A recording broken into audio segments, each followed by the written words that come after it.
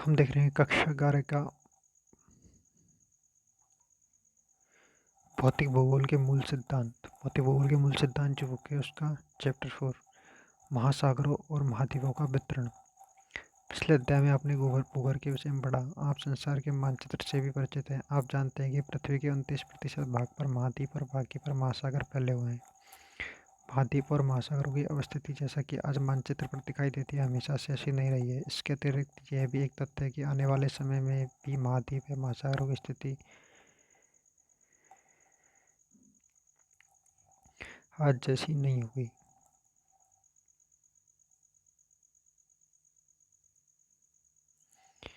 अगर ऐसा है तो प्रश्न है कि पुराकाल में इनकी अवस्थिति कैसी थी, इनकी अवस्थिति में परिवर्तन क्यों और कैसे होता है। यदि ये सच है कि महाद्वीप और महासागरों की अवस्थिति में परिवर्तन हुआ है और अभी भी हो रहा है, तो आप ये जानकर आश्चर्यचकित होंगे कि वैज्ञानिक यह सब कैसे जानते हैं।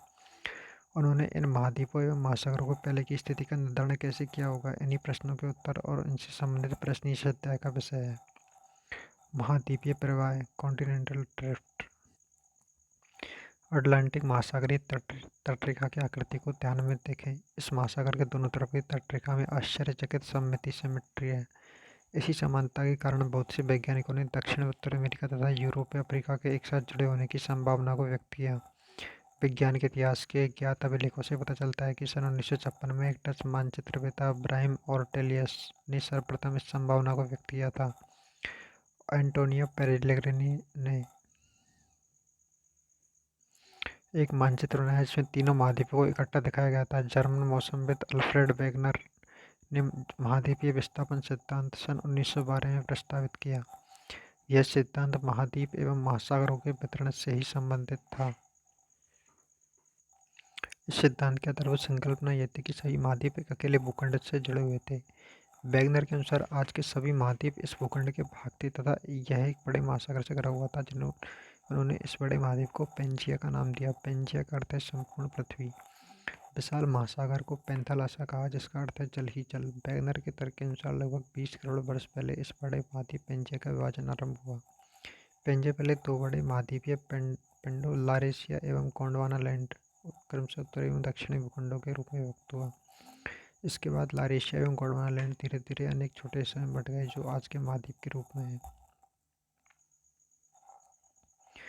महाद्वीपीय विस्थापन के पक्ष में अनेक प्रमाण प्रस्तुत किए गए हैं। इनमें से कुछ इस प्रकार है।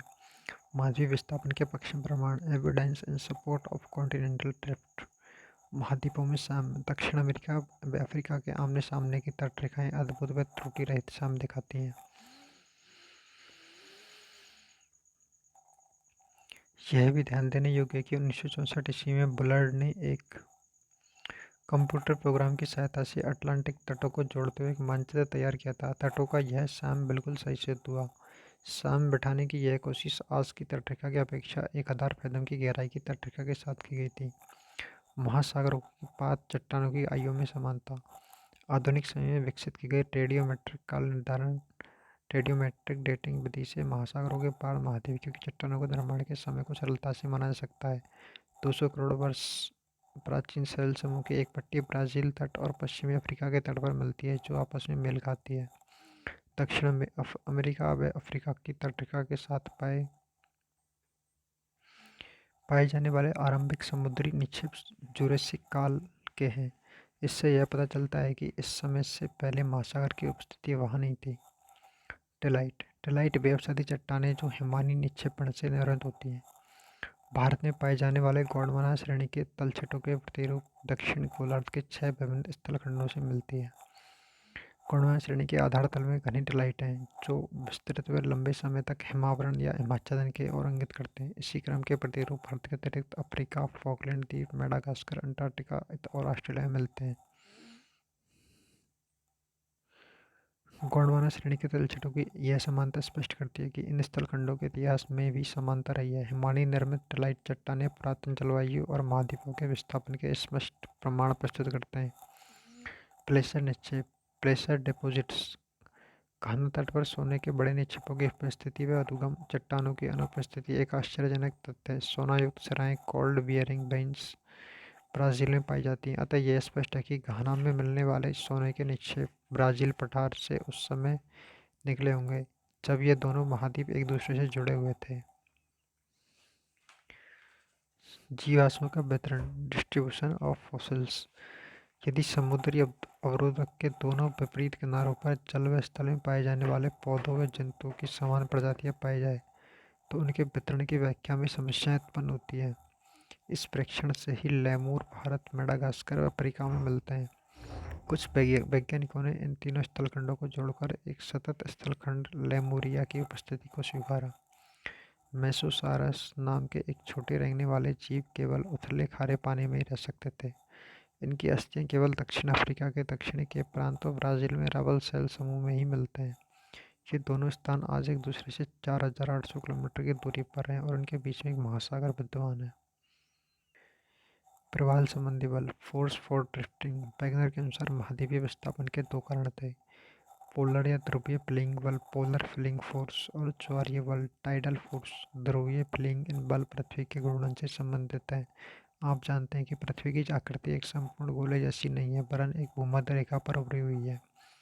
यह वह पृथ्वी के घूर्णन के कारण है। दूसरा बल जो वैगनर महोदय ने सुझाया यह वह ज्वारीय बल है, जो सूर्य व चंद्रमा के आकर्षण से संबंधित है, जिससे महासागरों में ज्वार पैदा होते हैं। वैगनर का मानना था कि करोड़ों वर्ष के दौरान ये बल प्रभावशाली होकर विस्थापन के लिए सक्षम हो गए, जबकि बहुत से वैज्ञानिक इन दोनों ही बलों को महाद्वीपीय विस्थापन के लिए सर्वथा अपर्याप्त समझते हैं।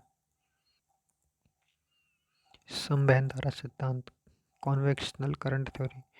1930 के दशक में आर्थर होल्म्स ने मेंटल भाग में संवहन धाराओं के प्रभाव की संभावना व्यक्त की। ये धाराएं रेडियोएक्टिव तत्वों से उत्पन्न ताप भिन्नता से मेंटल भाग में उत्पन्न होती है। होम्स ने तर्क दिया कि पूरे मेंटल भाग में इस प्रकार की धाराओं का तंत्र विद्यमान है। यह उन प्रवाह बलों की व्याख्या प्रस्तुत करने का प्रयास था जिसके आधार पर समकालीन वैज्ञानिकों ने महाद्वीपीय विस्थापन सिद्धांत को नकार दिया। महासागरीय अधस्थल का मानचित्रण, mapping of the ocean floor.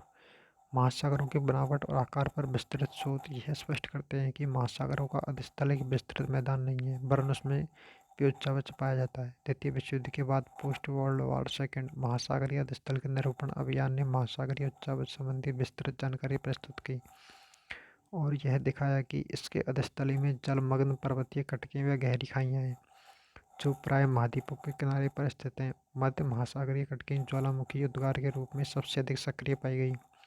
महासागरीय परपटे की चट्टानों के काल निर्धारण डेटिंग ने यह तथ्य स्पष्ट किए।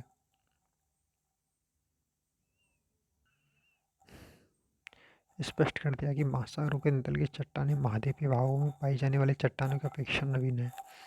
महासागरीय कटक के दोनों तरफ की चट्टानें जो कटक से बराबर दूरी पर स्थित हैं, उनकी आयु व रचना में भी आश्चर्यजनक समानता पाई जाती है।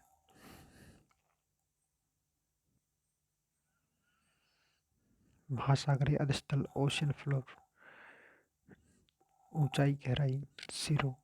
समुद्र तल, महातापीय ढाल, औसत ऊंचाई। समुद्र तल 5 से 10, 100, 200, 300, 400, 500। गहराई, महाद्वीपीय शेल्फ, महाद्वीप, महासागरीय बेसिन, सतह, गंभीरतम महासागर, औसत गहराई। मध्य महासागरीय कटक, मिड ओशियन रेड्स। मध्य महासागरीय कटक आपस में जुड़े हुए पर्वतों की एक श्रृंखला बनाती है। महासागरीय जल में डूबी हुई यह पृथ्वी के धरातल पर पाई जाने वाली संभवतः सबसे लंबी पर्वत श्रृंखला है। इन कटकों के मध्यवर्ती शिखर पर एक रिफ्ट, एक परिभाजक पठार और इसकी लंबाई के साथ साथ पार्श्व मंडल इसकी विशेषताएं। मध्यवर्ती भाग में उपस्थित द्रोणी वास्तव में सक्रिय ज्वालामुखी क्षेत्र है। पिछले अध्याय में मध्य महासागरीय ज्वालामुखी के रूप में ऐसे ज्वालामुखियों की जानकारी दी गई है। भूकंप ज्वालामुखी के वितरण, distribution of earthquakes and volcanoes. भूकंपीय गतिविधि और ज्वालामुखी वितरण का दिए गए मानचित्र 4.5 ए और ब में अध्ययन करें। आप अटलांटिक महासागर के मध्यवर्ती भाग में तट रेखा के लगभग समानांतर एक बिंदु रेखा देखेंगे। यह आगे हिंद महासागर तक जाती है। भारतीय उपमहाद्वीप के थोड़ा दक्षिण में यह दो भागों में बढ़ जाती है, जिसकी एक शाखा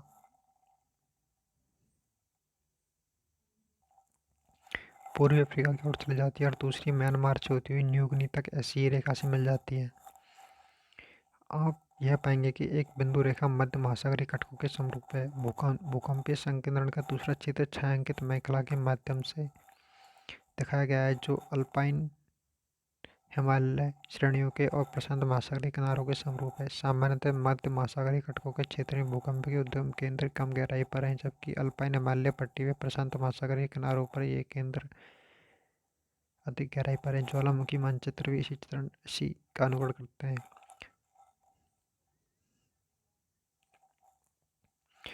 गंभीर भूकंप क्षेत्र जो चौकोर है।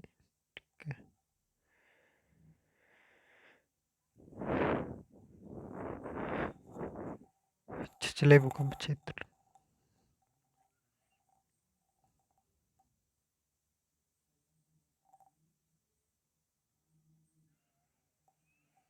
ज्वालामुखी उद्गार तप्त स्थल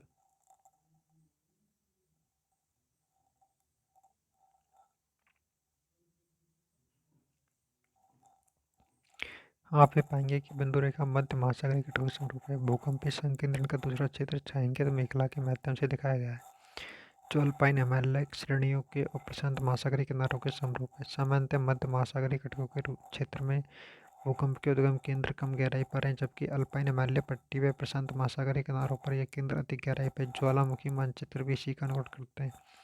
प्रशांत महासागर के किनारों की सक्रिय ज्वालामुखी के क्षेत्र होने के कारण रिंग ऑफ फायर भी कहा जाता है। सागरीय अधिस्थल का विस्तार, जैसा कि ऊपर वर्णन किया गया है कि प्रवाह उपरांत अध्ययनों ने महत्वपूर्ण जानकारी प्रस्तुत की जो वैगनर के महाद्वीपीय विस्थापन सिद्धांत के समय उपलब्ध नहीं थी। चट्टानों के पूरा चुंबकीय अध्ययन और महासागरीय तल के मानचित्रण ने विशिष्ट रूप से निम्न तथ्य को उजागर किया। यह देखा गया कि मध्य महासागरीय घटकों के साथ साथ ज्वालामुखी उद्गार सामान्य क्रिया है और ये उद्गार इस क्षेत्र में बड़ी मात्रा में लावा बाहर निकालते हैं।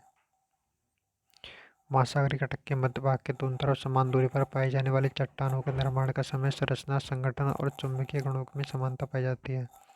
महासागरीय घटकों के समीपी चट्टानों में सामान्य चुंबक ध्रुवण नॉर्मल पोलरिटी पाई जाती है तथा ये चट्टानें नवीनतम है। घटकों के शीर्ष से दूर चट्टानों की आयु भी अधिक है।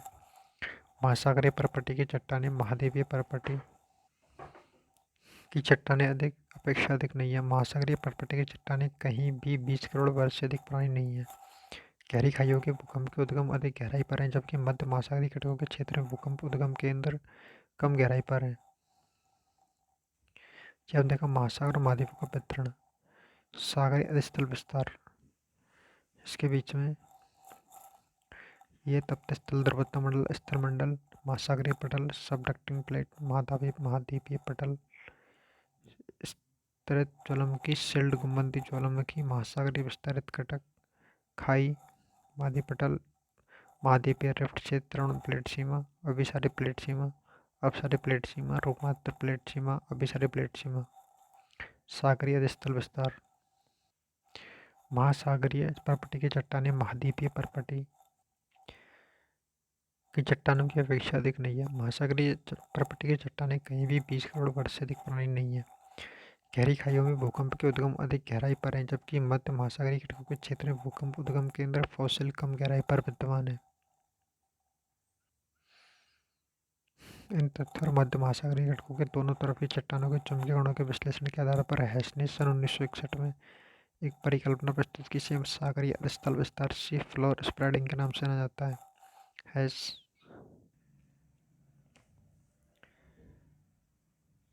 तो हम पढ़ चुके थे टिलाइट प्रवाह संबंधी बल संवेदन धारा सिद्धांत।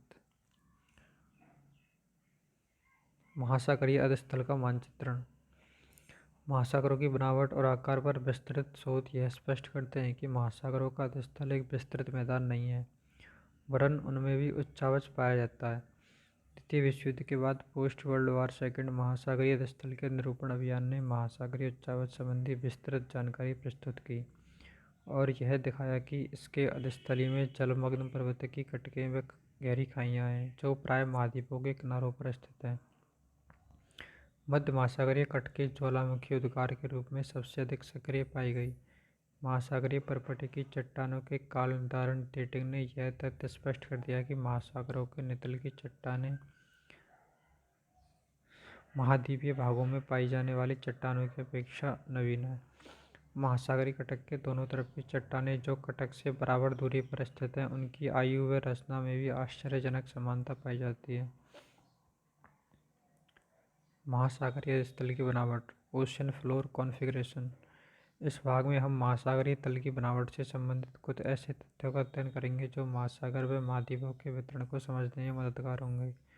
महासागरीय तल की आकृतियाँ अध्याय 13 में विस्तार से वर्णित हैं। गहराई व ऊंचाई उसके प्रकार के आधार पर महासागरीय तल को 3 प्रमुख भागों में विभाजित किया जा सकता है। ये भाग है महाद्वीपीय सीमा, गहरे समुद्र बेसिन और मध्य महासागरीय कटक। महाद्वीपीय सीमा, कॉन्टिनेंटल मार्जिन्स। ये महाद्वीपीय किनारों और गहरे समुद्री बेसिन के बीच का भाग है। इसमें महाद्वीपीय मग्नतट, महाद्वीपीय ढाल, महाद्वीपीय उभार और गहरी महासागरीय खाइयाँ आदि शामिल है। महासागरों व महाद्वीपों के वितरण को समझने के लिए गहरी महासागरीय खाइयों के क्षेत्र विशेष महत्वपूर्ण और रोचक हैं। वितलीय मैदान, एवियल प्लेन्स। ये विस्तृत मैदान महाद्वीपीय तटों व मध्य महासागरीय कटकों के बीच पाए जाते हैं। वितलीय मैदान वह क्षेत्र है जहाँ महाद्वीपों से बहाकर लाए गए अवसाद इनके तटों से दूर निक्षिप्त होते हैं। मध्य महासागरीय कटक, मिड ओशियनिक रेंज। मध्य महासागरीय कटक आपस में जुड़े हुए पर्वतों की एक श्रृंखला बनाती है। महासागरीय जल में डूबी हुई यह पृथ्वी के धरातल पर पाई जाने वाली संभवतः सबसे लंबी पर्वत श्रृंखला है। इन कटकों के मध्यवर्ती शिखर पर एक रेफ्ट, एक प्रभाजक पठार और इसकी लंबाई के साथ साथ पाशर मंडल इसकी विशेषता है। मध्यवर्ती भाग में उपस्थित द्रोणी वास्तव में सक्रिय ज्वालामुखी क्षेत्र है। पिछले अध्याय में मध्य महासागरीय ज्वालामुखी के रूप में ऐसे ज्वालामुखी की जानकारी दी गई है। भूकंप व ज्वालामुखी का वितरण, डिस्ट्रीब्यूशन ऑफ अर्थक्वेक्स एंड वोल्केन्स। भूकंपीय गतिविधि और ज्वालामुखी वितरण का दिए गए मानचित्र 4.5 ए और ब में अध्ययन करें। आप अटलांटिक महासागर के मध्यवर्ती भाग में तटरेखा के लगभग समानांतर एक बिंदु रेखा देखेंगे। यह आगे हिंद महासागर तक जाती है। भारतीय उपमहाद्वीप के थोड़ा दक्षिण में यह 2 भागों में बढ़ जाती है, जिसकी एक शाखा, इसको दोबारा पढ़ते हैं। भूकंप व ज्वालामुखी का वितरण, भूकंपीय गतिविधि और ज्वालामुखी वितरण का दिए गए मानचित्र 4.5 ए और ब में अध्ययन करें। आप अटलांटिक महासागर के मध्यवर्ती भाग में तटरेखा के लगभग समानांतर एक बिंदु रेखा देखेंगे। यह आगे हिंद महासागर तक जाती है। भारतीय उपमहाद्वीप के थोड़ा दक्षिण में यह 2 भागों में बढ़ जाती है, जिसकी एक शाखा पूर्व अफ्रीका की ओर चली जाती है और दूसरी म्यांमार से होती हुई न्यू गिनी तक ऐसी ही रेखा से मिल जाती है। चित्र 4.5। ये देखो, संसार की प्रमुख बड़ी व छोटी प्लेट का वितरण। तो यह आप लाइन देख रहे हो, यूरेशियाई प्लेट, जावा ट्रेंच, इंडो ऑस्ट्रेलियाई प्लेट, यहाँ से अंटार्कटिक प्लेट, फिर नजका प्लेट, सैनपुरी महासागरीय उभार, फिर अरेबियन प्लेट, अफ्रीकी प्लेट, मध्य अटलांटिक प्लेट और यूरेशियाई, ये दक्षिण अफ्रीका की प्लेट है जो कि ईरान वगैरह के वहाँ से मिलती है। और अगर हिंद महासागर की बात करें तो हिंद महासागर इसके अंदर दे नहीं रखा, लेकिन ये प्लेटें आगे जाके हिंद महासागर इसमें लिखा हुआ है, हिंद महासागर से जाके मिलती है। आगे पढ़ते हैं आगे। पूर्व अफ्रीका चली जाती है और दूसरी म्यांमार से होती हुई न्यू गिनी तक एक ऐसी रेखा से मिली हो जाती है। आप यह पाएंगे कि एक बिंदु रेखा मध्य महासागरीय कटकों के समरूप है। भूकंपीय संकेंद्रण का दूसरा क्षेत्र छायांकित मेखला, सैडल बेल्ट के माध्यम से दिखाया गया है, जो अल्पाइन हिमालय श्रेणियों के और प्रशांत महासागरीय किनारों के समरूप है। सामान्यतः मध्य महासागरीय कटकों के क्षेत्र में भूकंप के उद्गम केंद्र कम गहराई पर हैं, जबकि अल्पाइन हिमालय पट्टी व प्रशांत महासागरीय किनारों पर यह केंद्र अधिक गहराई पर हैं। ज्वालामुखी मानचित्र भी इसी का अनुकरण करते हैं। प्रशांत महासागर के किनारों की सक्रिय ज्वालामुखी के क्षेत्र होने के कारण रिंग ऑफ फायर भी कहा जाता है। प्रशांत महासागर के किनारों को सक्रिय ज्वालामुखी के क्षेत्र होने के कारण रिंग ऑफ फायर भी कहा जाता है। अध्ययनों ने महत्वपूर्ण जानकारी प्रस्तुत की जो वैगनर के महाद्वीपीय विस्थापन सिद्धांत के समय उपलब्ध नहीं थी। चट्टानों के पूरा चुंबकीय अध्ययन और महासागरीय तल के मानचित्रण ने विशेष रूप से निम्न तथ्यों को उजागर किया। यह देखा गया कि मध्य महासागरीय घटकों के साथ साथ ज्वालामुखी उद्गार सामान्य क्रिया है और ये उद्गार इस क्षेत्र में बड़ी मात्रा में लावा बाहर निकालते हैं। यह देखा गया है कि मध्य महासागरीय घटकों के साथ साथ ज्वालामुखी उद्गार सामान्य क्रिया है और ये उद्गार इस क्षेत्र में बड़ी मात्रा में लावा बाहर निकालते हैं। महासागरीय घटक के मध्य भाग के दोनों तरफ समान दूरी पर पाई जाने वाली चट्टानों के निर्माण का समय, संरचना, संगठन और चुंबकीय गुणों में समानता पाई जाती है। महासागरीय घटकों के समीप की चट्टानों में सामान्य चुंबकत्व ध्रुवण नॉर्मल पोलैरिटी पाई जाती है तथा ये चट्टानें नवीनतम हैं।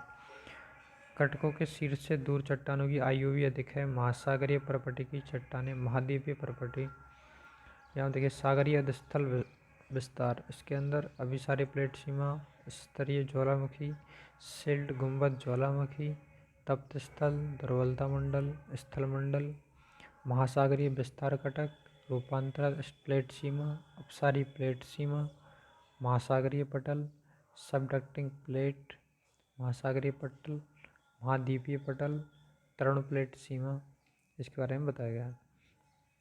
तो हम सेंटेंस पढ़ रहे थे। थर्ड, महासागरीय परपटी की चट्टानें महाद्वीपीय परपटी की चट्टानों की अपेक्षा अधिक नई है। महासागरीय परपटी की चट्टानें कहीं भी 20 करोड़ वर्ष से अधिक पुरानी नहीं है। गहरी खाइयों में भूकंप के उद्गम अधिक गहराई पर हैं, जबकि मध्य महासागरीय घटकों के क्षेत्र में भूकंप उद्गम केंद्र फोसी कम गहराई पर विद्यमान है। इन तथ्यों और मध्य महासागरीय घटकों के दोनों तरफ की चट्टानों के चुंबकीय गुणों के विश्लेषण के आधार पर हैस ने सन 1961 में एक परिकल्पना प्रस्तुत की जिसे सागरीय अधस्थल विस्तार सी फ्लोर स्प्रेडिंग के नाम से जाना जाता है। हैस, यहाँ डायग्राम देखिए, पिछले 5,400 लाख वर्षों में महाद्वीपों की गति।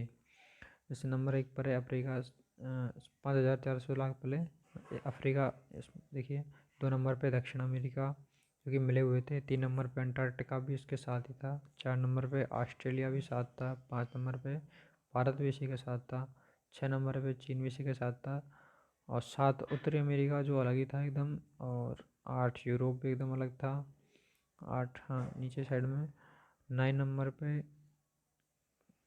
9 एवं 10 पे साइबेरिया एमिलान, तो उस पे साइबेरिया एमिलान, ठीक है।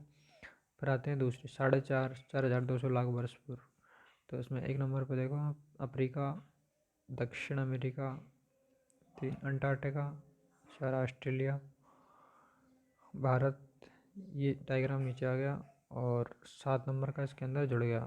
7 नंबर का कौन है? उत्तरी अमेरिका, उत्तरी अमेरिका जुड़ गया। फिर इसमें अलग रहे 8, 9, 10, 8 नंबर पे कौन है? यूरोप, यूरोप एवं साइबेरिया मिलान, और 6 नंबर पे चीन, ये सारे जुड़ गए, ठीक है।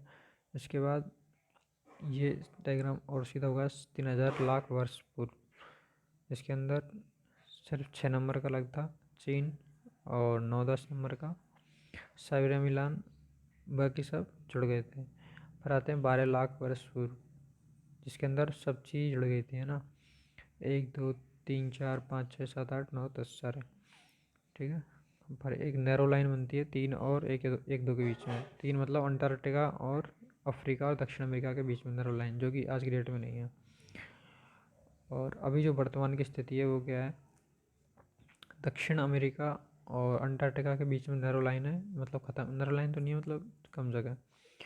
और 7 नंबर पे है उत्तर अमेरिका, 8 नंबर पे यूरोप, दक्षिण अफ्रीका, तो साइबेरिया,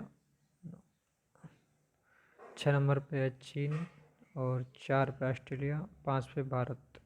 तो भारत को प्रायद्वीपीय भारत भी कहा जाता है, ये तीनों ओर समुद्र से घिरा हुआ है। और ये टुकड़ा जो है ये कहाँ से आया हुआ है? ये टुकड़ा है, अगर वर्तमान 1,200 लाख वर्ष पहले बात करें तो ये 10 मतलब साइबेरिया का हिस्सा था मेरे हिसाब से, ना, तो इसी में से टुकड़ा बन के बना है। आगे देखते हैं क्या है, बाकी साइंटिस्टों का क्या कहना है उसको देखते हैं। तर्क अनुसार महासागरीय घटकों के शीर्ष पर लगातार ज्वालामुखी उद्भेदन से महासागरीय परपटी में विभेदन हुआ और नया लावा इस दरार को भरकर महासागरीय परपटी को दोनों तरफ धकेल रहा है। इस प्रकार महासागरीय अधस्थल का विस्तार हो रहा है। महासागरीय परपटी का अपेक्षाकृत नवीनतम होना और उसके साथ ही एक महासागर में विस्तार से दूसरे महासागर के न सिकुड़ने पर हैस ने महासागरीय परपटी के क्षेपण की बात कही। हेस के अनुसार यदि ज्वालामुखी परपटी से नई परपटी का निर्माण होता है तो दूसरी तरफ महासागरीय गर्तों में इसका विनाश भी होता है। चित्र 4.3 में सागरीय तल विस्तार की मूलभूत संकल्पना को दिखाया गया है। प्लेट विवर्तन की सागरीय तल विस्तार अवधारणा के पश्चात विद्वानों की महाद्वीपों व महासागरों के वितरण के अध्ययन में फिर से रुचि पैदा हुई। सन 1967 में मैककेंजी, पार्कर और मॉर्गन ने स्वतंत्र रूप से उपलब्ध विचारों को समन्वित कर अवधारणा प्रस्तुत की, जिसे प्लेट विवर्तनिकी कहा जाता है। एक विवर्तनिकी प्लेट, जिसे लिथोस्फेरिक प्लेट भी कहा गया, ठोस चट्टान का विशाल व अनियमित आकार का खंड है जो महाद्वीपीय व महासागरीय स्थलमंडलों से मिलकर बना है। ये प्लेटें दुर्बलता मंडल एस्थेनोस्फीयर पर एक दृढ़ इकाई के रूप में क्षैतिज अवस्था में चलायमान है। स्थलमंडल में परपटी एवं ऊपरी मेंटल को सम्मिलित किया गया है, जिसकी मोटाई महासागरों में 5 से 100 किलोमीटर और महाद्वीपीय भागों में लगभग 200 किलोमीटर है। एक प्लेट को महाद्वीपीय या महासागरीय प्लेट भी कहा जा सकता है, जो इस बात पर निर्भर है कि इस प्लेट का अधिकतर भाग महासागर अथवा महाद्वीप से संबंधित है। उदाहरणार्थ, प्रशांत प्लेट मुख्यतः महासागरीय प्लेट है, जबकि यूरेशियन प्लेट को महाद्वीपीय प्लेट कहा गया है। प्लेट विवर्तनिकी के सिद्धांत के अनुसार पृथ्वी का स्थलमंडल 7 मुख्य, इसमें जो 7 भाग हैं वो दिए हुए हैं, 5, 6, 7 है ना। 7 प्लेट व कुछ छोटी प्लेटों में विभक्त है। नवीन बलित पर्वत श्रेणियाँ, खाइयाँ और भ्रंश इन मुख्य प्लेटों को सीमांकित करते हैं। प्रमुख प्लेट हैं इस प्रकार है। अंटार्कटिका प्लेट, जिसमें अंटार्कटिका और इसके चारों ओर से घेरती हुई महासागरीय प्लेट भी शामिल है। उत्तरी अमेरिकी प्लेट, जिसमें पश्चिमी अटलांटिक तल सम्मिलित है, तथा दक्षिण अमेरिकन प्लेट व कैरेबियन द्वीप इसकी सीमा का निर्धारण करते हैं। दक्षिण अमेरिकी प्लेट, पश्चिम अटलांटिक तल समेत और उत्तरी अमेरिकी प्लेट व कैरेबियन द्वीप इसे पृथक करते हैं। प्रशांत महासागरीय plate, Indo Australian New Zealand plate, अफ्रीकी प्लेट, जिसमें पूर्वी अटलांटिक तल शामिल है, और यूरेशियाई प्लेट, जिसमें पूर्वी अटलांटिक महासागरीय तल सम्मिलित हैं। कुछ महत्वपूर्ण छोटी प्लेट निम्नलिखित हैं। इसमें चित्र में देख लीजिए आप। फर्स्ट में दिया हुआ है अंटार्कटिका प्लेट। तो अंटार्कटिका प्लेट कहाँ दिख रही है आपको? अंटार्कटिका के नीचे के साइड के हिस्से में, है ना। इसके अलावा क्या दिख रहा है आपको? ये अंटार्कटिका प्लेट,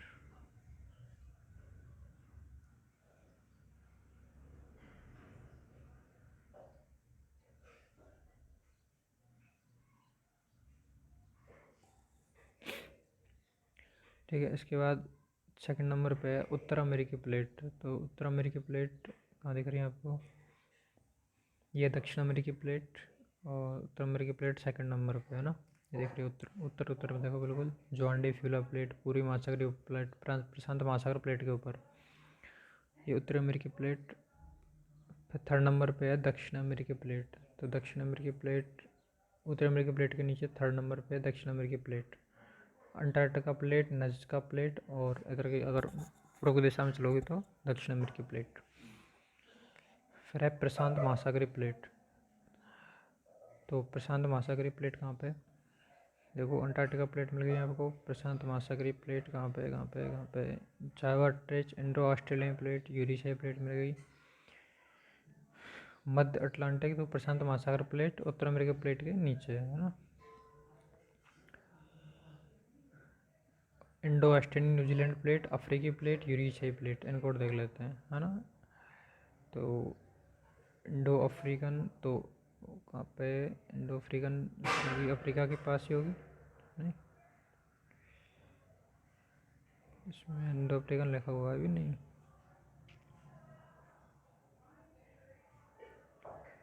इंडो अफ्रीकन इसमें लिखा नहीं हुआ।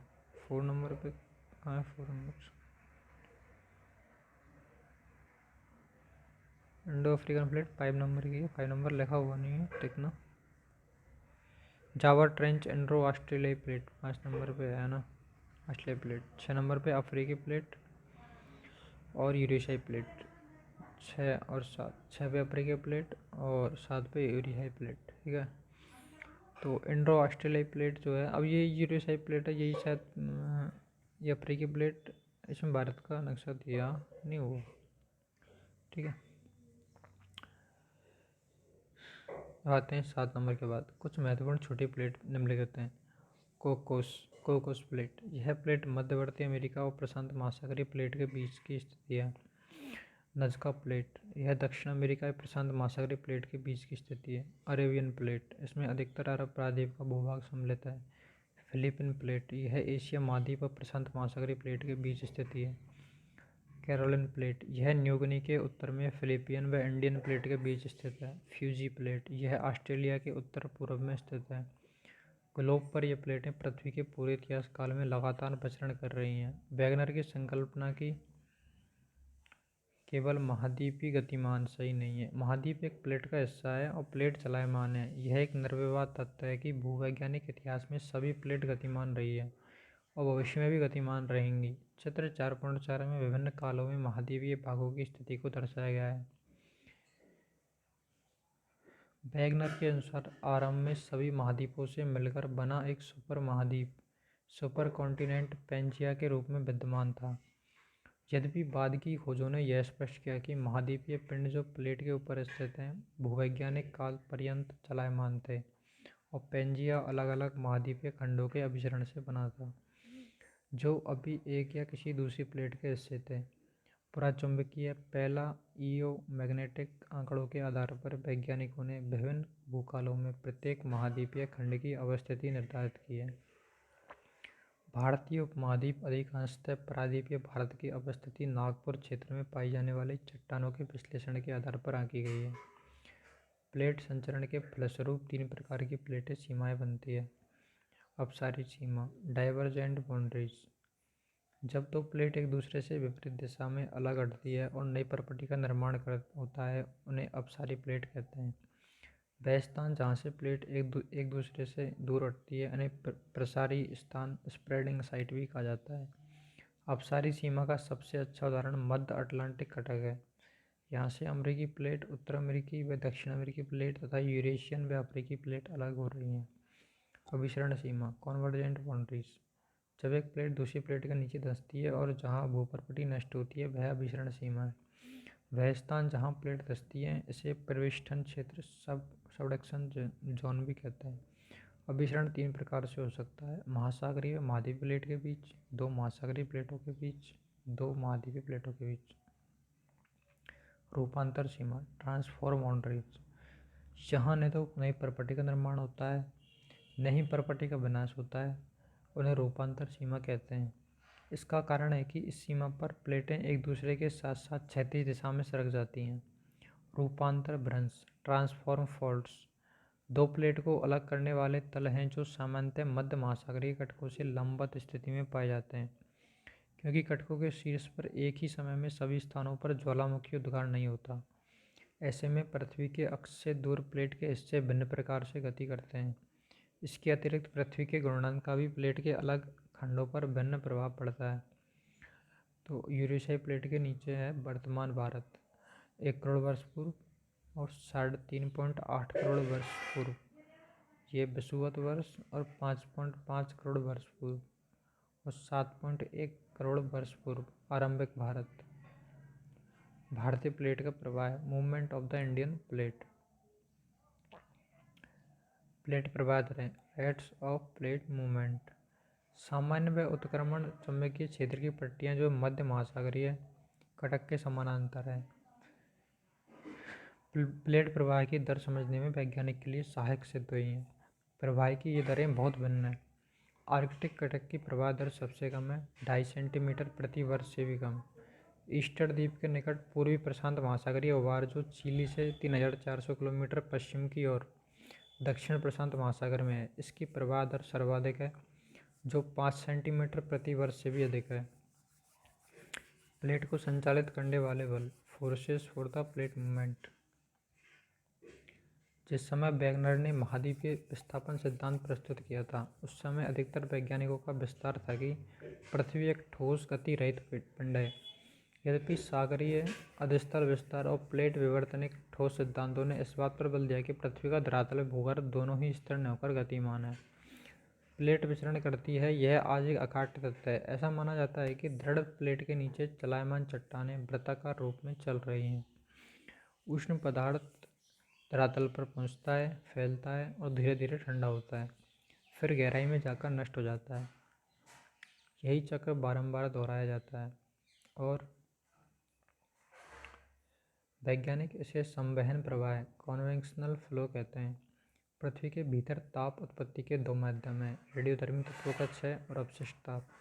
आर्थर होम्स ने सन 1930 में इस विचार को प्रतिपादित किया, जिसके बाद में हैरी हेस की सागरीय तल विस्तार अवधारणा को प्रभावित किया।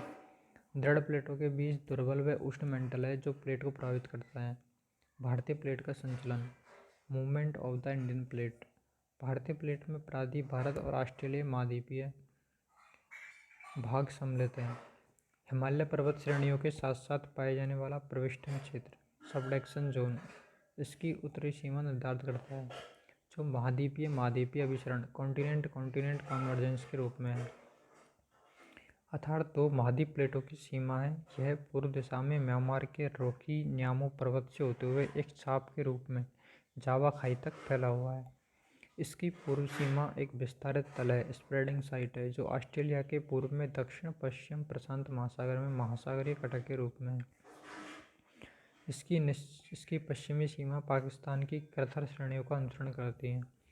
यह आगे मकरान तट के साथ साथ होती हुई दक्षिण पूर्वी चौगास द्वीप समूह, चौगास आर्कीपेलागो के साथ साथ लाल सागर द्रोणी जो विस्तारण तल में जा सकती है। भारतीय तथा आर्कटिक प्लेट की सीमा में महासागरीय कटक से निर्धारित होती है, जो एक अपसारी सीमा डाइवर्जेंट बाउंड्री है, और यह लगभग पूरब पश्चिम दिशा में होती हुई न्यूजीलैंड के दक्षिण में विस्तारित तल में मिल जाती है। भारत एक बृहद द्वीप था जो ऑस्ट्रेलियाई तट से दूर एक विशाल महासागर में स्थित था। लगभग 22.5 करोड़ वर्ष पहले एक तटीय सागर इसे एशिया महाद्वीप से अलग करता था। ऐसा माना जाता है कि लगभग 20 करोड़ वर्ष पहले अब पेंजिया विभक्त हुआ, तब भारत में उत्तर दिशा की ओर खिसकना आरंभ किया। लगभग 4 से 5 करोड़ वर्ष पहले भारत एशिया से टकराया व परिणाम स्वरूप हिमालय पर्वत का उत्थान हुआ। 7.1 करोड़ वर्ष पहले आज तक की भारत की स्थिति मानचित्र 4.6 में दिखाई गई है। आरेख 4 व 6 भारतीय उपमहाद्वीप व यूरेशियन प्लेट की स्थिति भी दर्शाता है। आज से लगभग 14 करोड़ वर्ष पहले यह उपमहाद्वीप सुदूर दक्षिण में 50 डिग्री दक्षिणी अक्षांश पर स्थित था। इन दो प्रमुख प्लेटों को टेथिस सागर अलग करता था और तिब्बती खंड एशियाई स्थलखंड के करीब था। भारतीय प्लेट के यूरेशियन प्लेट की तरफ प्रवाह के दौरान एक प्रमुख घटना घटी, वह थी लावा प्रवाह से दक्कन ट्रैप का निर्माण होना। ऐसा लगभग 6 करोड़ वर्ष पहले आरंभ हुआ और एक लंबे समय तक यह जारी रहा। याद रहे कि यह उपमहाद्वीप जब भी भूमध्य रेखा के निकट था लगभग 4 करोड़ वर्ष पहले, और इसके पश्चात हिमालय की उत्पत्ति आरंभ हुई। वैज्ञानिकों का मानना है कि यह प्रक्रिया अभी भी जारी है और हिमालय की ऊंचाई अब भी बढ़ रही है। बहुविकल्पीय प्रश्न, निम्न में से किसने सर्वप्रथम इन पर विचार कीजिए आप, और नहीं मिले तो आप ऊपर जाके वीडियो आपके साथ बुक होनी चाहिए, देखो वीडियो के साथ, ताकि बुक में आप ढूंढ सको इन आंसरों को।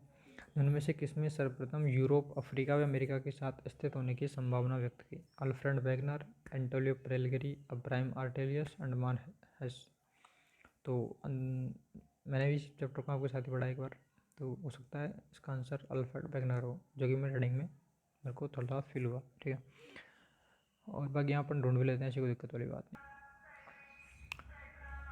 तो इसका आंसर है क्या? डच मानचित्र अब्राहम ऑर्टेलियस ने सर्वप्रथम इस संभावना को व्यक्त किया, है ना, और एंटोनियो पेरेग्रिनी ने मानचित्र बनाया, इकट्ठा दिखाया, और जर्मन मौसमविद अल्फ्रेड वेगनर ने महाद्वीपीय विस्तार सिद्धांत 1912 में प्रस्तुत किया। यह सिद्धांत महाद्वीप महासागर वितरण से ही संबंधित था, और इसने पेंजिया वगैरह नाम दिया था किसने? अल्फ्रेड वेगनर ने। अब आते हैं अपन क्वेश्चन पे। तो इसका आंसर क्या होगा? ठीक है, इसका आंसर क्या होगा? अब्राहम ऑर्टेलियस। पोलर फ्लिंग बल निम्न में से किससे संबंधित है? पृथ्वी के परिक्रमण से, पृथ्वी के घूर्णन से, गुरुत्वाकर्षण से, ज्वारीय बल। देखते हैं चैप्टर के अंदर। पोलर फ्लिंग फोर्स, तो प्रवाह संबंधी बल, फोर्स फॉर ड्रिफ्टिंग। वेगनर के अनुसार महाद्वीपीय विस्थापन के दो कारण थे, पोलर या ध्रुवीय फ्लिंग बल, पोलर फ्लिंग फोर्स, और ज्वारीय बल, टाइडल फोर्स। ध्रुवीय फीलिंग बल पृथ्वी के घूर्णन से संबंधित है। आप जानते हैं कि पृथ्वी की आकृति एक संपूर्ण गोले जैसी नहीं है, वरन एक भूमध्य रेखा पर उभरी हुई है। तो पोलर फीलिंग फोर्स,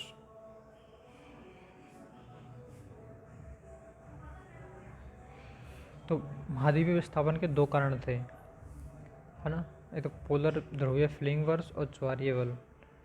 और इसमें बताया गया है कि जो ध्रुवीय फीलिंग बल पृथ्वी के घूर्णन से संबंधित है ना। आप जानते हैं कि पृथ्वी की आकृति एक संपूर्ण गोले जैसी नहीं है, वरन एक भूमध्य रेखा पर उभरी हुई है। यह उभार पृथ्वी के घूर्णन के कारण है। दूसरा बल जो वैगनर महोदय ने सुझाया है वह ज्वारीय बल है, जो सूर्य व चंद्रमा के आकर्षण से संबंध है, जिससे महासागरों में ज्वार पैदा होते हैं। वैगनर का मानना था कि करोड़ों वर्षों के दौरान ये बल प्रभावशाली होकर विस्थापन के लिए सक्षम हो गए। यद्यपि बहुत से वैज्ञानिक इन दोनों ही बलों को महाद्वीपीय विस्थापन के लिए सर्वथा पर्याप्त समझते हैं। दूसरा क्वेश्चन आप समझे। तो क्वेश्चन नंबर 10, पोलर फीलिंग बल इनमें से किससे संबंधित था? वो पृथ्वी के घूर्णन से संबंधित था, अभी हमने देखा चैप्टर के अंदर। इनमें से कौन सी लघु माइनर प्लेट नहीं है? तो कौन सी माइनर प्लेट नहीं है? नज़का माइनर प्लेट है। देखते हैं इस चैप्टर के अंदर, देखते हैं इस तरह। तो यह आपके सामने है प्रमुख प्लेट है। प्रमुख प्लेट तो है अंटार्कटिका प्लेट, जिसमें अंटार्कटिका और इसके चारों ओर घेरती हुई महासागरीय प्लेट भी शामिल है। उत्तर अमेरिकी प्लेट, जिसमें पश्चिम अटलांटिक तल सम्मिलित है, तथा दक्षिण अमेरिकन प्लेट व कैरिबियन द्वीप इसकी सीमा का निर्धारण करते हैं। दक्षिण अमेरिकी प्लेट पश्चिमी अटलांटिक तल समेत और उत्तरी अमेरिकी प्लेट व कैरिबियन द्वीप इसे पृथक करते हैं। प्रशांत महासागरीय plate, Indo Australian New Zealand plate, अफ्रीकी प्लेट जिसमें पूर्वी अटलांटिक तल शामिल है, और यूरेशियाई प्लेट जिसमें पूर्वी अटलांटिक महासागरीय तल सम्मिलित हैं। कुछ महत्वपूर्ण छोटी प्लेटें निम्नलिखित हैं। तो छोटी प्लेट इसमें कौन सी है? कॉकॉस प्लेट। यह प्लेट मध्यवर्ती अमेरिका और प्रशांत महासागरीय प्लेट के बीच स्थिति है। नज़का प्लेट, यह दक्षिण अमेरिका प्रशांत महासागरीय प्लेट के बीच की स्थिति है। अरेबियन प्लेट, इसमें अधिकतर अरब प्रायद्वीप का भूभाग सम्मिलित है। फिलीपीन प्लेट, यह एशिया महाद्वीप और प्रशांत महासागरीय प्लेट के बीच स्थिति है। कैरोलिन प्लेट, यह न्यू गिनी के उत्तर में फिलीपीन व इंडियन प्लेट के बीच स्थित है। फ्यूजी प्लेट, यह ऑस्ट्रेलिया के उत्तर पूर्व में स्थित है। ग्लोब पर यह प्लेटें पृथ्वी के पूरे इतिहास काल में लगातार विचरण कर रही हैं। वैगनर की संकल्पना की केवल महाद्वीप गतिमान है सही नहीं है। महाद्वीप एक प्लेट का हिस्सा है जो प्लेट चलायमान है। यह एक निर्विवाद तथ्य है कि भूवैज्ञानिक इतिहास में सभी प्लेटें गतिमान रही। तो अभी कौन कौन सी थी देखो, अरबियन है, नज़का है, कोकोस है, फिलिपिन है, कैरोलिन प्लेट है, फ्यूजी प्लेट है। इसमें कौन सी नहीं है? तो उसके अंटार्कटिका प्लेट है। अंटार्कटिका प्लेट क्या है? मुख्य प्लेट है ना, माइनर प्लेट नहीं है। माइनर प्लेट में के अंदर तो ये है Cocos, Nazca, Arabian, Philippine, Caroline, Fiji. और प्रमुख प्लेट कौन सी? अंटार्कटिका, उत्तर अमेरिकी, दक्षिण अमेरिकी, प्रशांत महासागरीय, इंडो ऑस्ट्रेलियन, अफ्रीकी, यूरेशियाई। ये 7 प्लेट प्रमुख प्लेट हैं। सागरीय अधस्थल विस्तार सिद्धांत की व्याख्या करते हुए हैस ने निम्न में से किस अवधारणा पर विचार नहीं किया? सागरीय अधस्थल विस्तार सिद्धांत की व्याख्या करते हुए हैस ने निम्न में से किस अवधारणा पर विचार नहीं किया? मध्य महासागरीय कटकों के साथ ज्वालामुखी क्रियाएं, महासागरीय नितल की चट्टानों में सामान्य व उत्क्रमण चुंबकत्व क्षेत्र की पट्टियों का होना, विभिन्न महाद्वीपों में जीवाश्मों का वितरण, गहरे महासागरीय तल की चट्टानों की आयु। 5 नंबर पर हिमालय पर्वतों के साथ भारतीय प्लेट की सीमा किस तरह की प्लेट सीमा है? महासागरीय महाद्वीपीय अभिसरण, अपसारी सीमा, रूपांतर सीमा, महाद्वीपीय महाद्वीपीय अभिसरण। सागरीय अधस्थल विस्तार सिद्धांत की व्याख्या करते हुए हैस ने इनमें से किस अवधारणा पर विचार नहीं किया? तो हैस ने किस अवधारणा पर विचार नहीं किया सागरीय अधस्थल विस्तार सिद्धांत की व्याख्या में करते हुए? मध्य महासागरीय कटकों के साथ ज्वालामुखी क्रियाएं। इसमें देखते हैं, पहले ऑप्शन देखते हैं। महासागरीय तल की चट्टानों में सामान्य व उत्क्रमण चुंबकत्व क्षेत्र की पट्टियों का होना। 11 नंबर, विभिन्न महाद्वीपों में जीवाश्मों का वितरण। क्या नाम? महासागरीय तल की चट्टानों की आयु। तो इसके अंदर देखते हैं हैस ने किस अवधारणा पर विचार नहीं किया? गहरी खाइयों में भूकंप की उद्गम अधिक गहराई पर है, जबकि मध्य महासागरीय कटकों के क्षेत्र में भूकंप उद्गम केंद्र फौसी कम गहराई पर विद्यमान है। इन तथ्यों और मध्य महासागरीय कटकों के दोनों तरफ की चट्टानों के चुंबकीय गुणों के विश्लेषण के आधार पर हैस ने सन 1961 में यह एक परिकल्पना प्रस्तुत की, जिसे सागरीय अधस्थल विस्तार सी फ्लोर स्प्रेडिंग के नाम से जाना जाता है। तो फोसी कम गहराई पर विद्यमान है, भूकंप उद्गम केंद्र है ना। गहरी खाइयों में भूकंप के उद्गम अधिक गहराई पर, जबकि मध्य महासागरीय तटों के क्षेत्र के भूकंप उद्गम केंद्र कम गहराई पर विद्यमान है। इन तथ्यों और मध्य महासागरीय तटों के दोनों तरफ की चट्टानों के चुंबकीय कणों के विश्लेषण के आधार पर हैस ने सन 1961 में एक परिकल्पना दी, जिसे सागरीय अधस्थल विस्तार सी फ्लोर स्प्रेडिंग के नाम से जाना जाता है।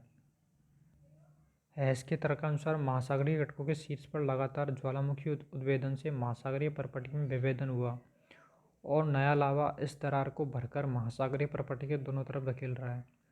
इस प्रकार महासागरीय अधस्थल का विस्तार हो रहा है। महासागरीय परपटी का अपेक्षाकृत नवीनतम होना और इसके साथ ही एक महासागर में विस्तार से दूसरे महासागर के न सिकुड़ने पर हैस ने महासागरीय परपटी के क्षेपण की बात कही। हैस के अनुसार यदि ज्वालामुखी परपटी से नई परपटी का निर्माण होता है तो दूसरी तरफ महासागरीय गर्तों में इसका विनाश भी होता है। चित्र 4.3 में सागरीय तल विस्तार की मूलभूत संकल्पना को दिखाया गया है। निम्न में से कौन सी लघु प्लेट नहीं है? इसका अब इसमें सागरीय तल हैस यार, एक मिनट रुको। तो इसमें दिख रहा है इसने महासागरीय परपटी के क्षेपण की बात कही थी, है ना।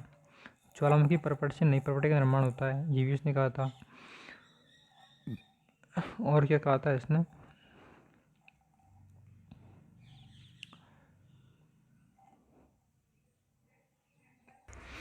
इसके अंदर सागरीय अधस्थल विस्तार सी फ्लो स्प्रेडिंग भी है। और हैस ने महासागरीय तटों के शीर्ष पर लगातार ज्वालामुखी वजह से महासागरीय, तो उसने चुंबक को नहीं किया, है ना, बाकी तो सारी बातें कही है इसने, ठीक है। तो ज्वालामुखी क्रिया की बात की, जिसने चुंबक की बात की, चुंबक क्षेत्र की पट्टी की, है ना। इसके बाद महाद्वीपों में जीवाश्मों के वितरण की बात की, महासागर की चट्टानों की आयु की बात की, ठीक है। अब आते हैं अपन नेक्स्ट क्वेश्चन पे। हिमालय पर्वतों के साथ भारतीय प्लेट की सीमा किस तरह की प्लेट सीमा है? तो हिमालय पर्वत के साथ भारतीय प्लेट की जो सीमा है वो किस तरह की है? महासागरीय महाद्वीपीय विचरण, अपसारी सीमा, रूपांतर सीमा, महाद्वीपीय महाद्वीपीय विचरण। तो महासागरीय महाद्वीपीय विचरण है, अपसारीय रूपांतर है, महाद्वीपीय अपसरण है। तो उसको उसके अंदर देखो, इसके अंदर है भारत में, और एक ऊपर से पढ़ो, सेकंड मतलब राइट साइड के पैराग्राफ में, एक विशाल महासागर में स्थित था। लगभग 22.5 करोड़ वर्ष पहले एक तक 33 सागर से एशिया महाद्वीप से अलग करता था। ऐसा माना जाता है कि लगभग 20 करोड़ वर्ष पहले जब पेंजिया विभक्त हुआ तब भारत ने उत्तर दिशा की ओर खिसकना आरंभ किया। लगभग 4 से 5 करोड़ वर्ष पहले भारत एशिया से टकराया व परिणाम स्वरूप हिमालय पर्वत का उत्थान हुआ। 7.1 करोड़ वर्ष पहले से आज तक भारत की स्थिति मानचित्र 4.6 में दिखाई गई है। तो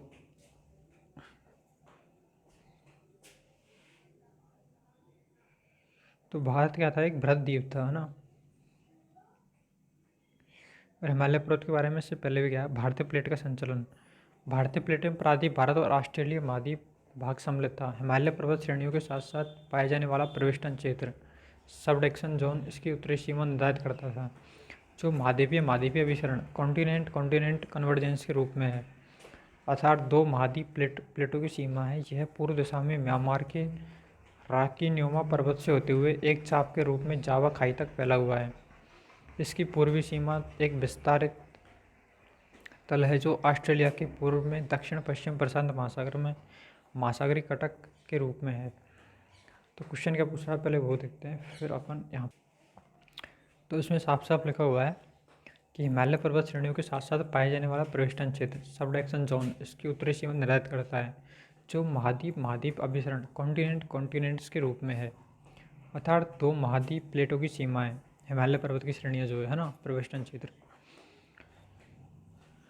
अर्थात दो महाद्वीप प्लेटों की सीमा पूर्व दिशा में म्यांमार के रॉकिन्यामो पर्वत से होते हुए एक चाप के रूप में जावा खाई तक फैला हुआ है।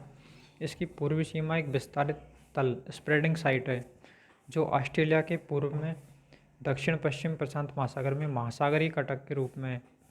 इसकी पश्चिमी सीमा पाकिस्तान की कृथर श्रेणियों का अनुसरण करती है। यह आगे मकरान तट के साथ साथ होती हुई दक्षिण पूर्वी चागोस द्वीप समूह चागोस आर्किपेलागो के साथ साथ लाल सागर द्रोणी जो विस्तरण तल है में जा मिलती है। भारतीय तथा आर्कटिक प्लेट की सीमा भी महासागरीय कटक से निर्धारित होती हैं। जो एक अपसारी सीमा डाइवर्जेंट बाउंड्री है और यह लगभग पूर्व पश्चिम दिशा में होती हुई न्यूजीलैंड के दक्षिण में विस्तारित तल में मिल जाती है। तो ये हमने देखा हिमालय पर्वत महासागरीय महाद्वीप अभिसरण के रूप में। ये थे अपने ABCD वाले क्वेश्चन। अब देखते हैं अपन 30 शब्दों वाले क्वेश्चन। तो क्वेश्चन नंबर 1 है, महाद्वीपों के प्रवाह के लिए वैगनर ने निम्नलिखित में किन बलों का उल्लेख किया? तो किन बलों का, तो इसका आंसर यहाँ पे लिखा हुआ है प्रवाह संबंधी बल, फोर्स फॉर ड्रिफ्टिंग। वैगनर के अनुसार महाद्वीपीय विस्थापन के 2 कारण थे, पोलर या ध्रुवीय फिलिंग बल, पोलर फिलिंग फोर्स, और ज्वारीय बल, टाइडल फोर्स। तो ये 2 फोर्स थे, है ना। ध्रुवीय फिलिंग बल पृथ्वी के घूर्णन से संबंधित है। आप जानते हैं कि पृथ्वी की आकृति एक संपूर्ण गोले जैसी नहीं है, वरन एक भूमध्य रेखा पर उभरी हुई है। यह उभार पृथ्वी के घूर्णन के कारण है। दूसरा बल जो वैगनर महोदय ने सुझाया वह ज्वारीय बल है, जो सूर्य व चंद्रमा के आकर्षण से संबंध है, जिससे महासागरों में ज्वार पैदा होते हैं। वैगनर का मानना था कि करोड़ों वर्षों के दौरान ये बल प्रभावशाली होकर विस्थापन के लिए सक्षम हो गए। यद्यपि बहुत से वैज्ञानिक इन दोनों ही बलों को महाद्वीपीय विस्थापन के लिए सर्वथा पर्याप्त समझते हैं। तो ये है वैगनर के सिद्धांत। पोलर है ध्रुवीय फिलिंग बल, जिसके अंदर उन्होंने कहा था पृथ्वी के घूर्णन से संबंधित है। आप जानते हैं पृथ्वी की आकृति एक संपूर्ण गोले जैसी है, वरन यह भूमध्य रेखा पर उभरी हुई है। यह उभार पृथ्वी के घूर्णन के कारण है। दूसरा बल जो है वो वैगनर महोदय ने कहा ज्वारीय बल, जो सूर्य व चंद्रमा के आकर्षण से संबंध है, जिसमें महासागरों में ज्वार पैदा होते हैं। वैगनर का मानना था कि करोड़ों वर्षों के दौरान यह बल प्रभावशाली होकर विस्थापन के लिए सक्षम हो गए। यद्यपि बहुत से वैज्ञानिक इन दोनों ही बलों को महाद्वीपीय विस्थापन के लिए सर्वथा पर्याप्त समझते हैं। बाद अपन क्वेश्चन नंबर 2 है, उसके सेकंड पार्ट पे। सेकंड क्वेश्चन क्या है, मेंटल में संवहन धाराओं के आरंभ होने और बने रहने के क्या कारण है? तो मेंटल में संवहन धाराओं के आरंभ किस कारण से हुए थे और किस कारण से बनी रही थी?